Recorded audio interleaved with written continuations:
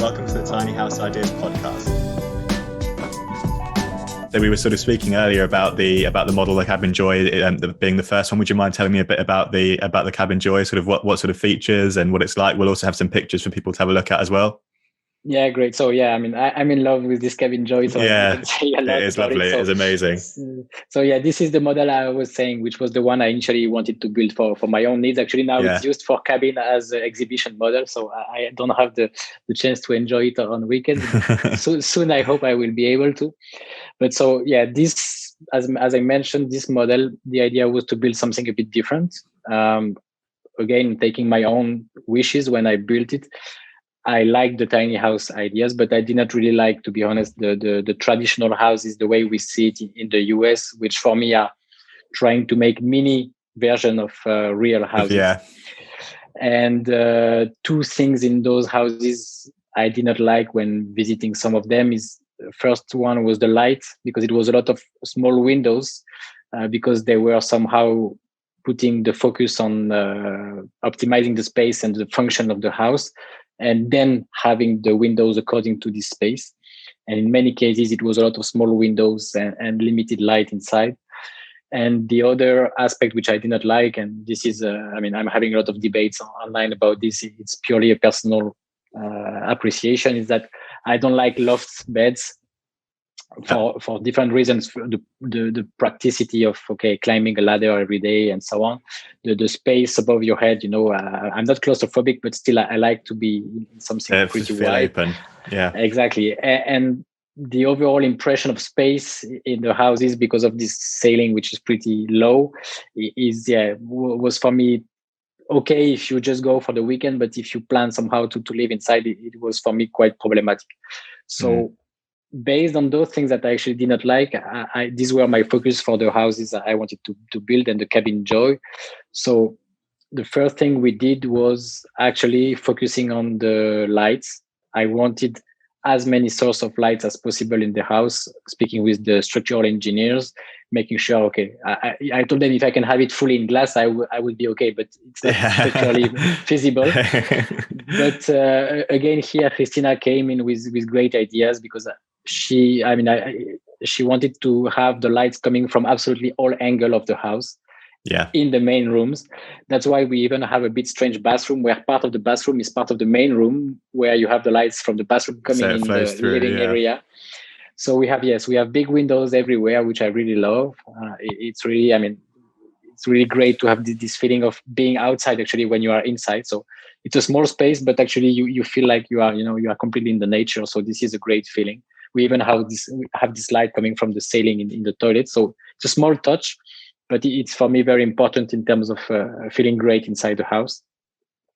The second particular things we've done is the single story house. So the sleeping area is in the first story of the house. And this is not only for the practicity, of course, of going to bed, but I am someone who, especially now that I step back a bit from my career and so on, taking more time for me, I'm using my bed not only as a sleeping area, I'm using it for meditating. I'm using it for even doing some stretching yoga thing. Yeah. I'm using it to read, to have a nap, to play games, whatever. So it's really a key place for me in life. And I think it's even more important when you build a tiny house in which you plan to disconnect, because this will be really a central place.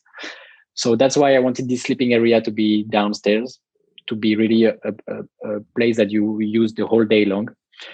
And you have this huge window on the side of the bed, so it means that when you wake up, you are straight in the nature. And this is for me something that was really, really important. So these are the key things we started, because Christina, actually most of the things came from her, worked on. And then we use, of course, the minimalist interior style. We wanted something very simple that, of course, many people also could like. We played with materials. We have, for example, raw and natural wood in the main living area, but we have the bathroom, which is not separated by a big door or big wall, but it is separated by using a different materials, which is fiber cement. So you have this contrast of colors and materials which are separating the rooms without putting a big wall. So these are also some small touches that we've done. of course, all the facilities, the kitchen, everything is built in. So it's made with the same materials. It's tailor made for us. It's not things that we have bought in some shops and just placed there. So it brings also an overall feeling of, everything being harmonized and being in the same direction. So this was another key thing. And then one other part that I wanted to differentiate a bit is that it was the roof, because most of the tiny houses have a sloped roof, at least one, or most of the cases two. And here I wanted to build a flat roof. So Christina also came with a great idea that it's a pure rectangle, but actually the inside roof, because there is an inside roof, is a bit sloped, of course, for the water to go out. Yeah. But we built it in a way that you can have your vegetable gardens on the top of the house. So this was another idea, of course, going into the off-grid thing and so on, which was pretty important to us. And okay, these are the main aspects, but she did a lot of other small design area. She has a small bench outside, which is built directly in the house. And the idea was that you can have, a fire pit and just sit down there with friends and so on. So in many aspects, we really wanted to differentiate with the materials, the colors, the way of building it. It was not an easy one to design first and then to build. It's a pretty complex. It's pretty complex structure that with the time, of course, will become easier and easier. But yeah, I'm very happy with the results.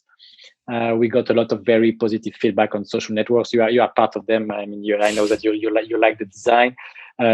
In 2020, we won 2 architecture awards with this design. So I'm happy that actually just by having something a bit different, we succeeded to attract different type of people who are not initially in the tiny house movement, but said, "Oh, okay, this I like. This sounds nice. This is design. Maybe I could have it in my garden. Maybe I could have this for the weekends." And even those awards were not at all tiny housing awards. They were like pure architecture and design things. So we are pretty happy that even in those competitions, tiny housing is finding a place, finally, and competing with other types of architecture. So yeah, we are very happy with this first Kabinn Joy model. Thanks for watching this little teaser for the Tiny House Ideas podcast. If you'd like to listen to the full episode, it's available on all major streaming platforms. So that's Spotify, Apple Podcasts, Google Podcasts, and all of the others.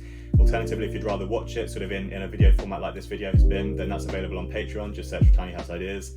So thanks again for watching. Please do check out the full episode, and thanks again.